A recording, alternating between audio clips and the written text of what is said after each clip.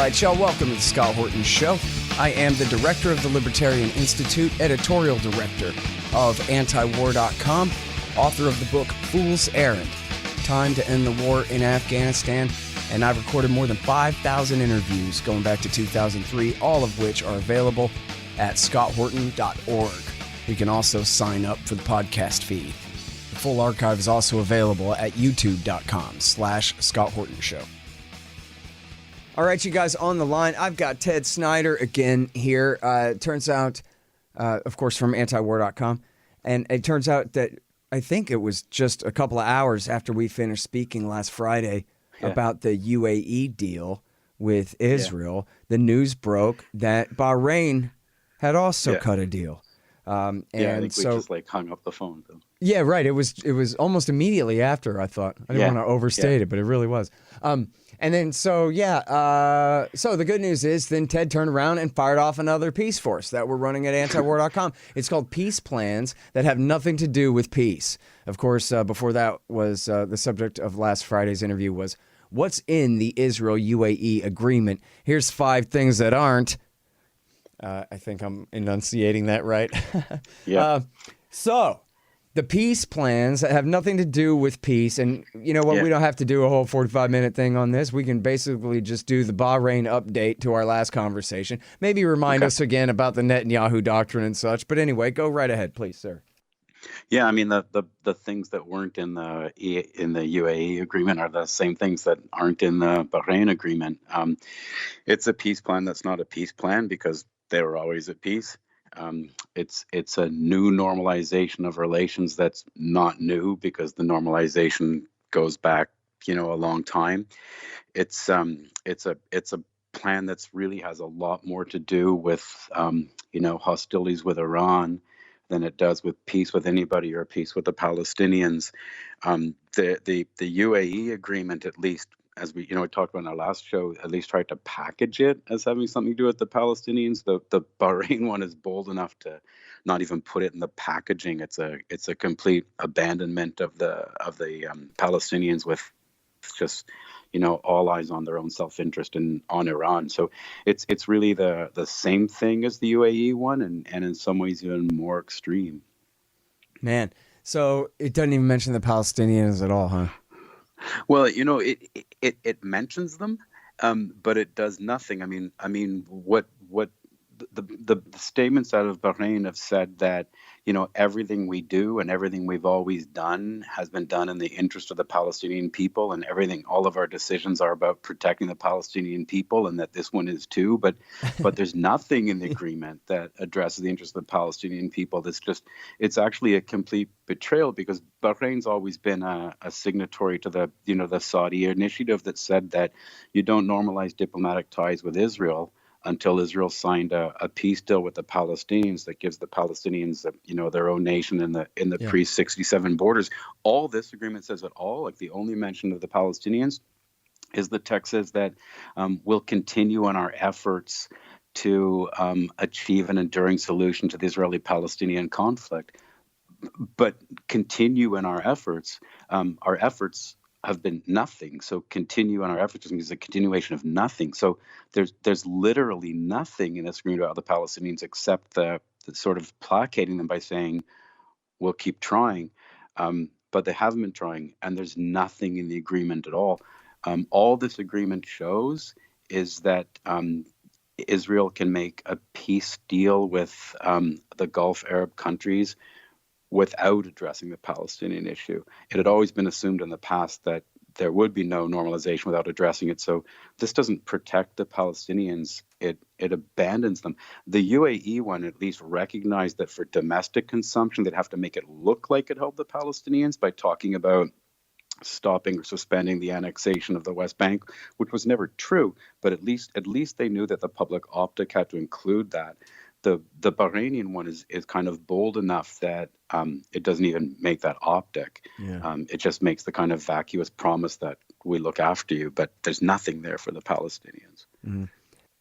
All right, so Ted, one thing is not just what difference does it make for the Palestinians, but what difference does it really make for Israel if the deal all along was, well, none of us Arab monarchies are going to recognize you until you give up the West Bank and let the Palestinians have it. And now they've decided, we'll go ahead and normalize relations with you anyway.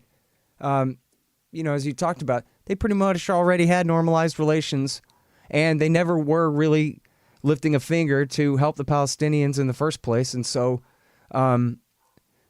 what really changes as a result of the official normalization here?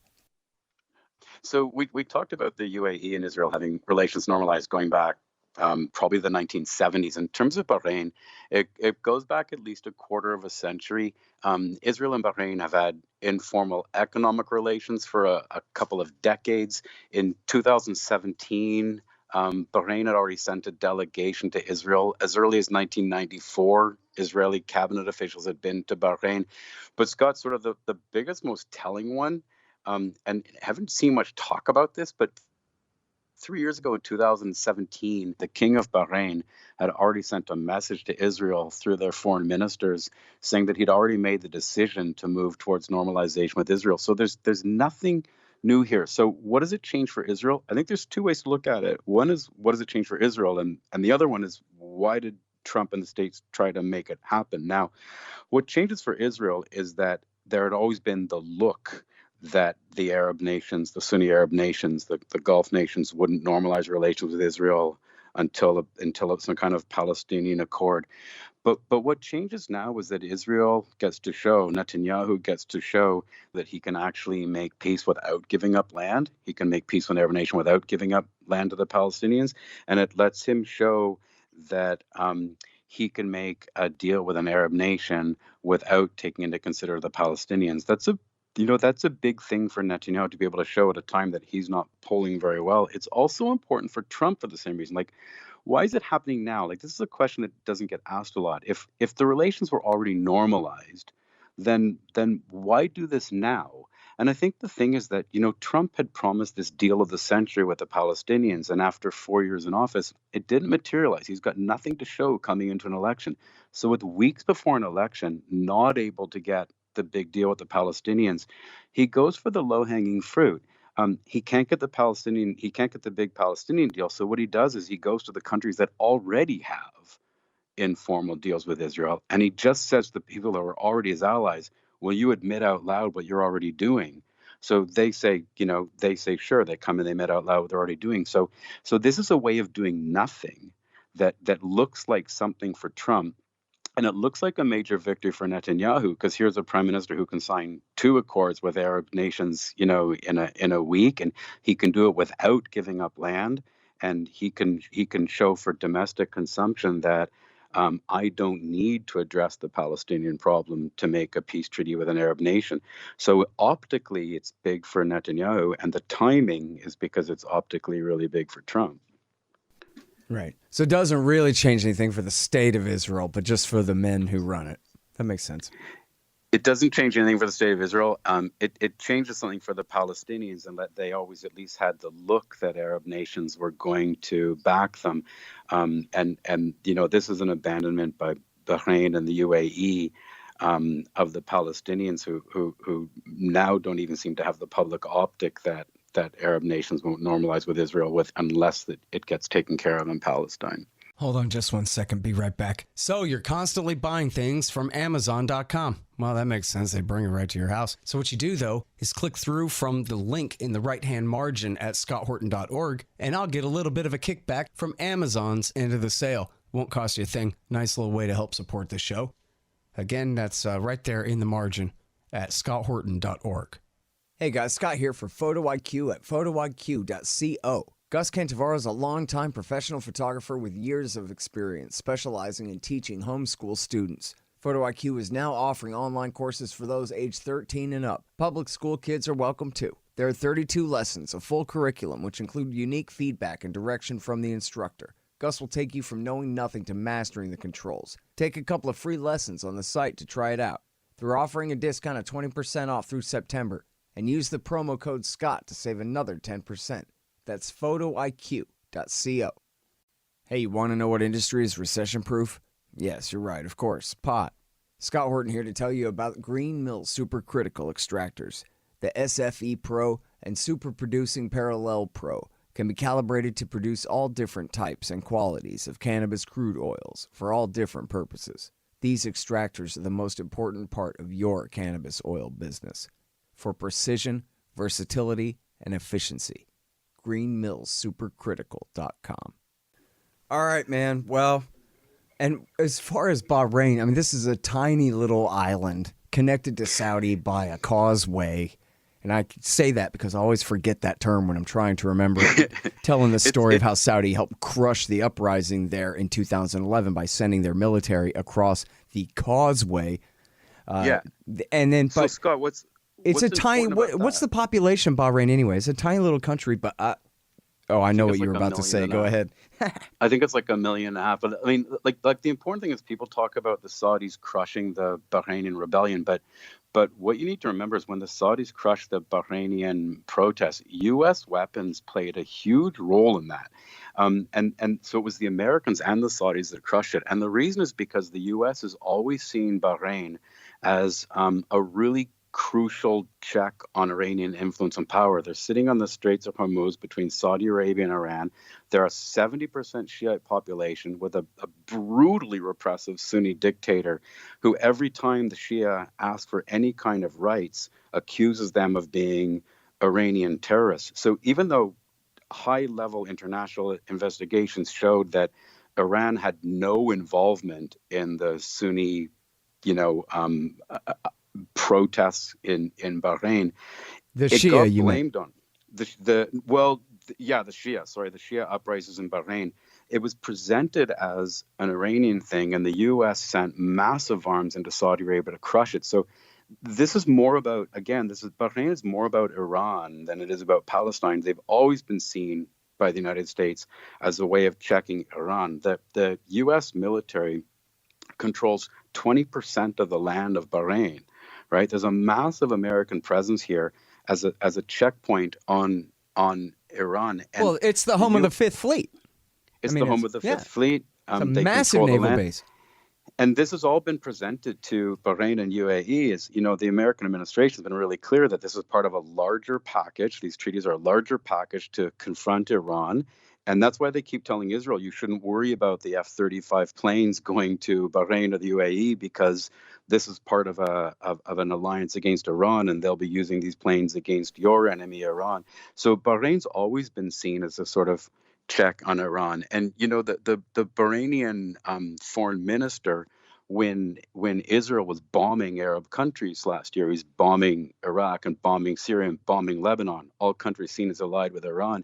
He made it really clear that what this is about, that he sides with Israel against Iran, that's what the alliance is. And he actually said that Iran's the one that declared war on us, with the Revolutionary Guard and Yemen and Lebanon. And he says if Israel beats and destroys Iranian equipment, then it's self-defense. So they've made it clear for a long time that this whole sort of normalization and of relations is really about opposing Iran.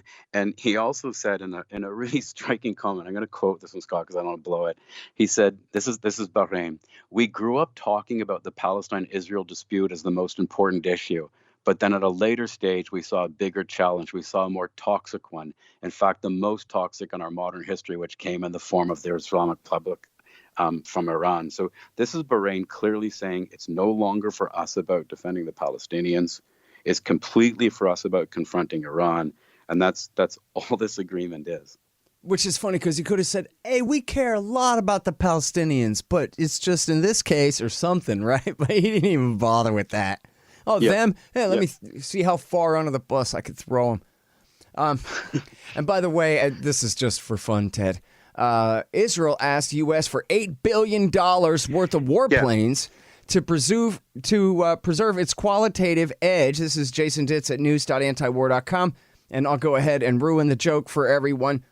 The U.S. has promised F-35s to UAE as part of the peace deal with Israel. Now, Israel is saying, oh, no. The UAE is going to have F-35s. So that means we want even more F-35s because we're worried that we're going to, this is going to start an arms race. And you might think that they're talking about starting an arms race with Iran, but What are they going to do? Buy an Air Force from Russia or something? Yeah, right. They're flying F-4s and F-14s that Richard Nixon gave them, and with no spare parts, right? Scott, if you push that, so further, it's Israel. Israel is going to have a Cold War with UAE, with F-30, both sides flying F-35s. I hope they fight soon. And there's two things there. If you push that further, if you push deeper into the Israeli ask, they're not only asking for F-35s, they're not only asking for helicopters, they're also asking for bunker bombs. And bunker bombs are what you use for hitting Iranian nuclear installations. So again, this is about Iran. And the way this happens and is these are, by the way, weapons that Bush and Obama didn't give. Well, actually, I don't think that's right. I think Obama did give them bunker busters. I think Bush refused. I think Obama already did give them some. Now that I think about it. But what you've got, Scott, is you've got Netanyahu saying he opposes the F-35s for the UAE and Bahrain, and then when Israel concedes that we really can't stop them, because Netanyahu agreed to it, when Israel concedes that we really can't stop them, then they shift to Plan B. If we can't stop the Gulf states from getting the planes, then we need to ask for more. This really becomes about Israel getting more military equipment from the States. So that's probably part of what the deal was always about. They knew they couldn't stop the F-35s, but they knew they could ask for more to keep their military edge. So they asked for $8 billion on top of what they're already getting, which is, I forget what, but again, billion. The F-35s for the UAE were part of the peace deal with Israel in the first place. Right. So who's the nuclear, who's the arms race with, right? It's with themselves. And, Israel also talks about being afraid that there'll be a change in the governments in some of these countries. And, looking back, Israel used to have a peace plan with Iran, then Iran changes government, and So part of this is like maybe if they have planes and governments change, they have planes. But really this is about, Israel using this to get more military equipment from the States. And I think the really significant one in there, and this is early stuff, so I may turn out to be wrong, but I think the really significant one in there is that they're also asking for bunker bombs, and that again means that the focus of this is really on Iran. Yeah, well, and to be specific there, it's not for bunkers, it's for the Natanz nuclear facility is what that means. Yeah, which Iran just announced they're going way deeper underground with, because the Israelis just attacked it and blew it up somehow. So that drives Natanz, deeper underground, and then you get the Israelis asking for bunker homes. This is really early stuff, like what Israel's asking. It's very speculative.